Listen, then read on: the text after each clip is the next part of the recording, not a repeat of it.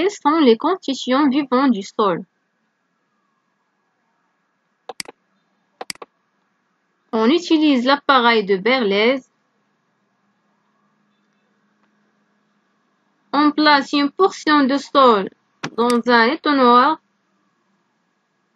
au-dessus duquel se trouve un bocal contenant une solution d'alcool.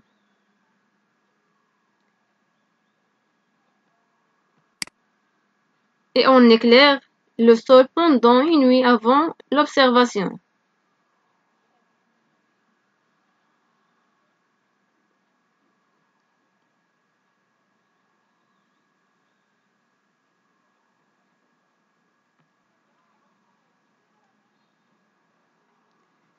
Les organismes contenus dans l'échantillon de sol vont donc chercher à fuir dans la lumière. Donc, ils vont chercher à fuir de la lumière et la chaleur produite par la lampe. Ils vont s'enfoncer dans le sol et traverser la maille du tamis. Ils tombent alors dans l'alcool.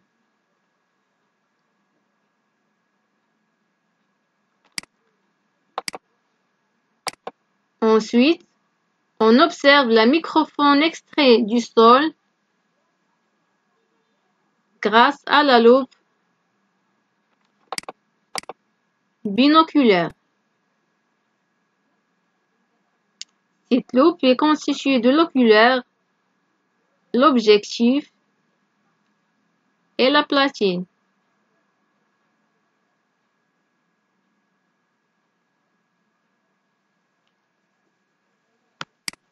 On cite comme exemple de la microfaune extrait du sol, on a la colombole, les acariens, le pseudoscorpion.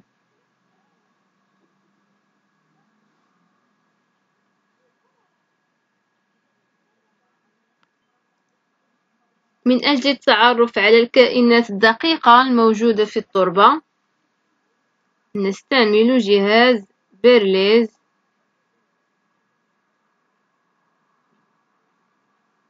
نقوم بوضع عينة من تربة غابوية طرية في قمع بداخله غربال يحتوي على ثقوب،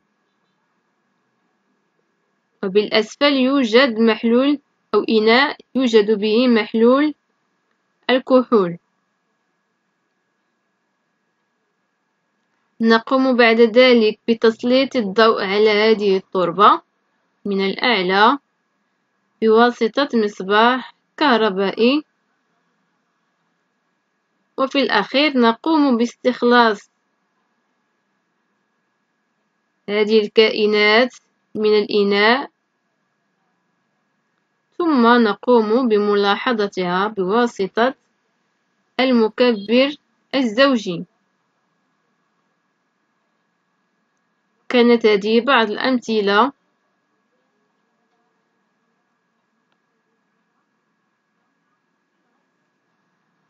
للكائنات الحية الدقيقة الموجودة في التربة.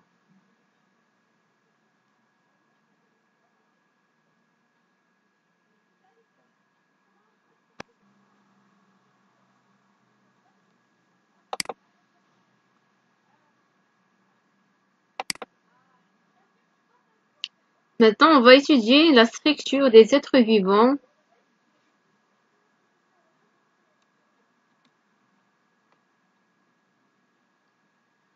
Pour cela, on utilise le microscope optique. Il s'agit d'un appareil optique qui permet d'observer des éléments de très petite taille et que l'on ne peut pas voir à l'œil nu.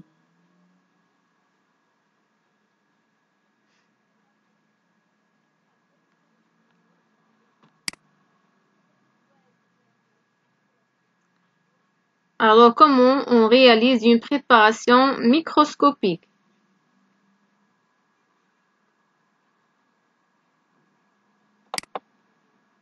Premièrement, on utilise une lame de verre propre.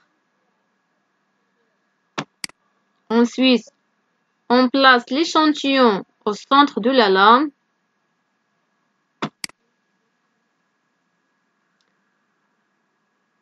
On ajoute des gouttes d'eau, bien un colorant.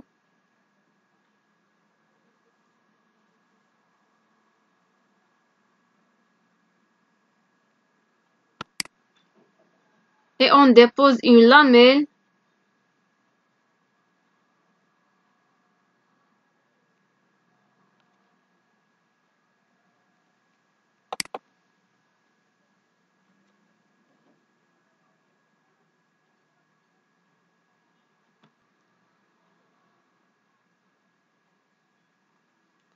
للقيام بملاحظة مجهرية. نأخذ صفيحة زجاجية، نضع في وسطها العينة المراد دراستها، ثم نضع فوقها ملون أو قطرات أو بضع قطرات ماء، ثم نضع على الكل صفيحة صغيرة.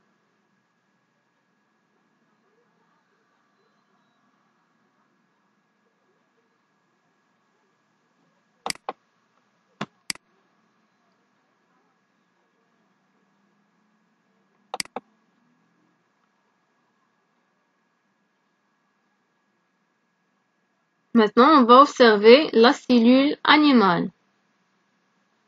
سنقوم بملاحظة خلية حيوانية.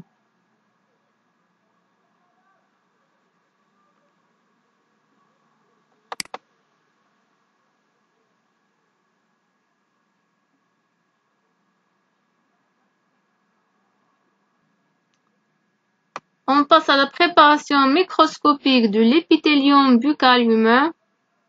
Premièrement, on gratte l'intérieur de la joue avec un coton-tige propre. Deuxièmement, on met le produit sur une lame de microscope. Ensuite, une goutte de bleu de méthylène. On va l'utiliser comme un colorant. Et on met une lamelle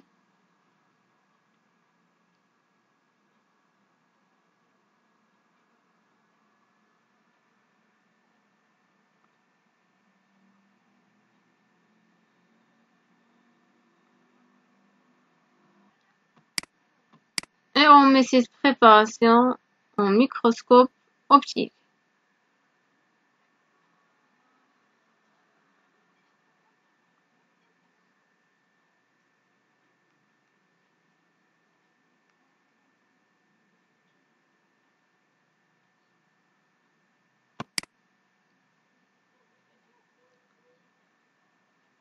Donc, d'après l'observation microscopique d'une cellule de l'épithélium buccal, il s'agit donc d'une cellule qui est animale, on voit plusieurs unités.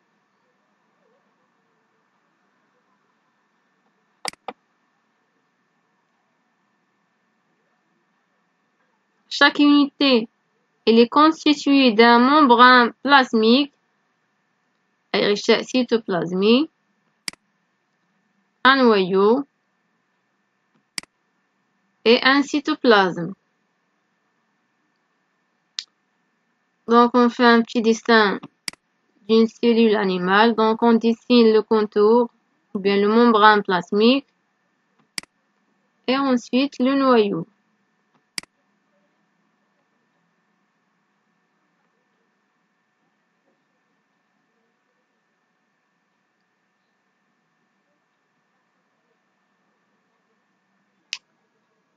من أجل القيام بملاحظة مجهرية للخلايا أو خلية حيوانية، نقوم بخدش الوجه الداخلي للخد بواسطة التنتيج، ثم نضع ما حصلنا عليه على فوق الصفيحة ونضيف إليها أزرق الميثيلين ونغطي الكل بصفيحة، ثم نقوم بملاحظة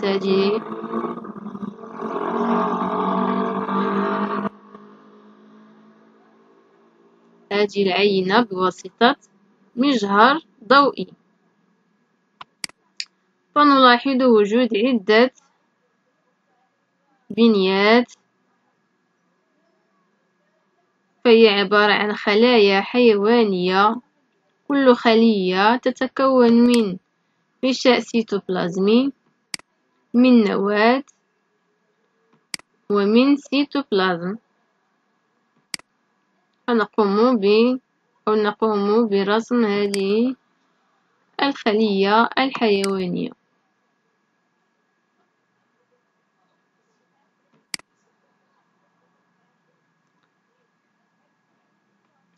On passe à l'observation microscopique de la cellule végétale.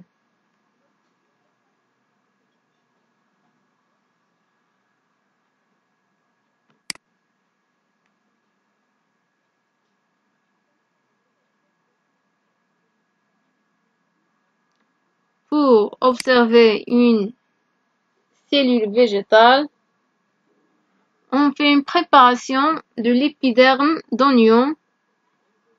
On prend un écaille d'oignon. Ensuite, on décolle un fragment d'épiderme d'oignon. On les pose dans une lame.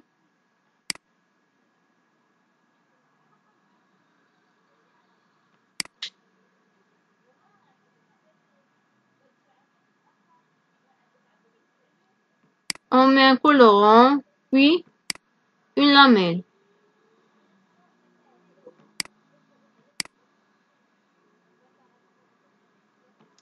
On observe l'échantillon dans un microscope optique.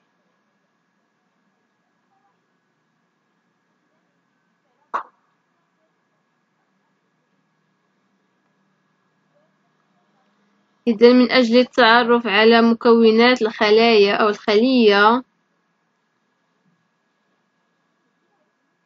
النباتية، نأخذ عينة من البشرة الداخلية للغلاف البصل، ونأخذ جزءا صغير أو قطعة من هذا الغلاف، نضعه فوق صفيحة زجاجية ونقوم بتلوينه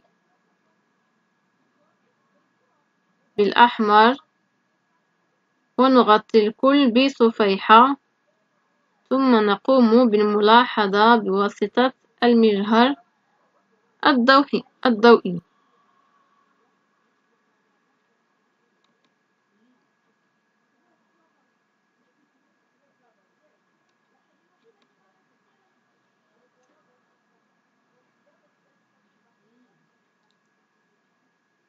عند الملاحظة المجهرية نلاحظ وحدات مستطيلة الشكل تضم كل واحدة منها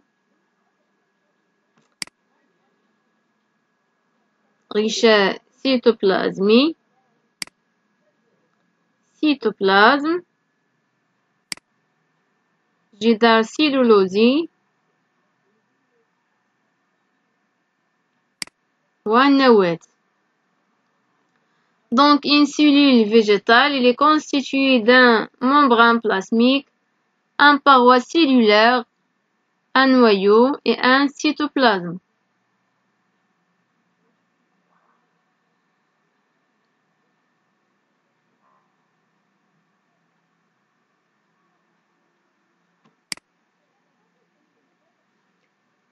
Maintenant, on passe à l'observation d'une paramécie. Il s'agit d'un organisme unicellulaire. سنقوم بملاحظة كائن مجهري يتعلق الأمر بالباراميسيوم، وهو عبارة عن كائن وحيد الخلية.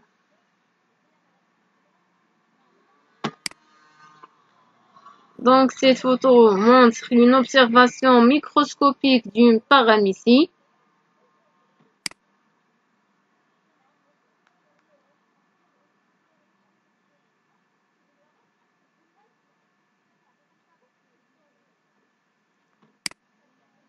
Cet organisme il est constitué d'une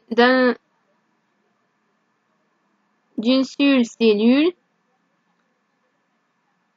Donc, cette cellule constituée d'un membrane plasmique, un cytoplasme, des cils et un noyau.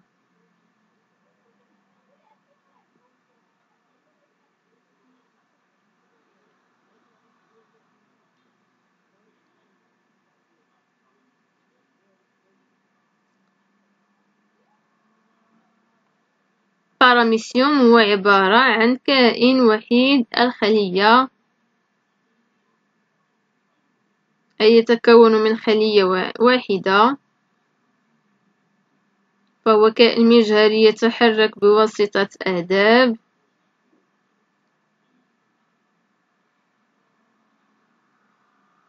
يتكون من غشاء سيتوبلازمي، من نواة، من سيتوبلازم ومن أهداب.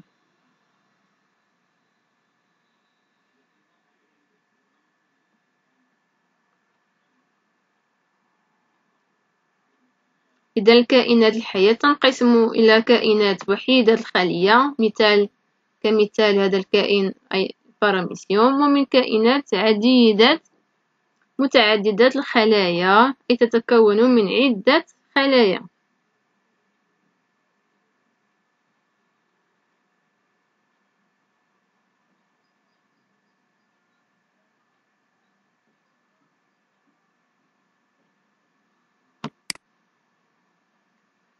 Donc, on peut dire que la cellule est l'unité structurelle de tous les êtres vivants.